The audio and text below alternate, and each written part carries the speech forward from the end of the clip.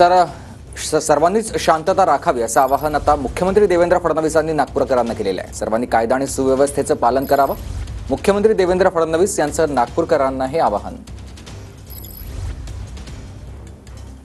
नागपूरच्या महाल भागामध्ये जी काही घटना घडलेली आहे ती अतिशय अयोग्य आहे।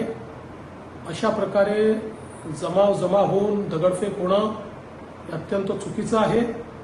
माझी तमाम नागपूरकरांना विनंती आहे की सर्वांनी कायदा आणि सुव्यवस्थेचं पालन करावं।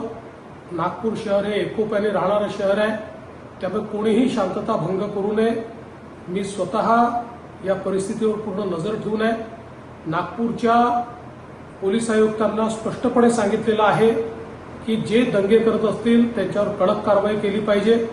पोलिसांवर जर कोणी हमला करत असेल तर ते देखील अतिशय गांभीर्याने घेतलं जाईल। त्यामुळे सर्वांना माझी विनंती आहे की या ठिकाणी सर्वांनी शांतता ठेवावी।